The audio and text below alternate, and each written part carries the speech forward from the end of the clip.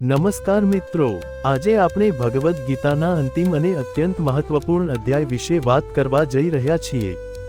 ભગવદ્ ગીતા અધ્યાય 18ને મોક્ષ સંન્યાસ યોગ કહેવામાં આવે છે।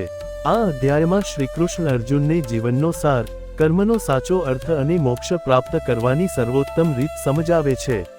આ અધ્યાયને ગીતાનો મહામંત્ર પણ કહેવાય છે। અધ્યાય 18નું મહત્વ। મિત્રો, ગીતાના 18 અધ્યાયો માનવ જીવનના 18 પડાવ જેવા છે। અધ્યાય 18 એ તમામ ઉપદેશોનું સંક્ષિપ્ત સાર છે। અહીં શ્રીકૃષ્ણ કર્મ, ભક્તિ, જ્ઞાન અને વૈરાગ્ય ચારેય માર્ગોને એકસાથે જોડે છે। આ અધ્યાય આપણને શીખવે છે કે મોક્ષ મેળવવા માટે દુનિયા છોડવાની જરૂર નથી, પરંતુ આસક્તિ છોડવાની જરૂર છે। સંન્યાસ અને ત્યાગનો સાચો અર્થ। શ્રીકૃષ્ણ કહે છે, સંન્યાસ એટલે કર્મ છોડી દેવું નહીં, પણ કર્મના ફળની આસક્તિ છોડી દેવી। ત્યાગ એટલે ફરજથી ભાગવું નહીં, પણ અહંકાર અને લાલચ છોડી દેવી। જો આપણે પોતાના કર્તવ્ય નિષ્કામ ભાવથી કરીએ, તો એ જ કર્મ મોક્ષ તરફ લઈ જાય છે। 3 ગુણોનું વર્ણન। અધ્યાય 18માં શ્રીકૃષ્ણ સત્વ, રજસ અને તમસ આ 3 ગુણોનું સ્પષ્ટ વર્ણન કરે છે।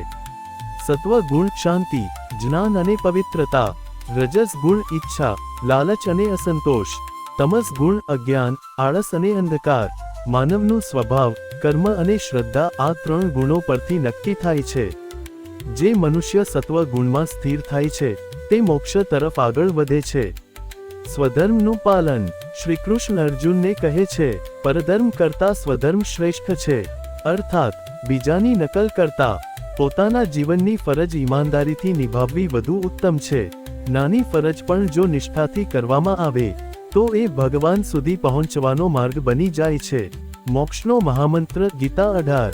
મિત્રો, આ અધ્યાયનું સૌથી મહત્વપૂર્ણ શ્લોક છે, સર્વ ધર્માન પરિત્યજ્ય મામેક શરણં વ્રજ અહત્વા સર્વ પાપેભ્યો મોક્ષયિષ્યામિ મા શુચઃ।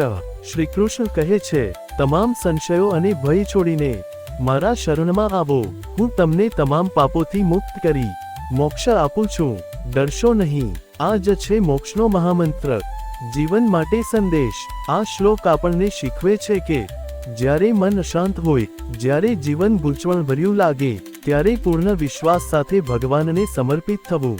સમર્પણનો અર્થ નિષ્ક્રિય થવું નથી, પણ અહંકાર છોડીને સાચા માર્ગ પર ચાલવું છે।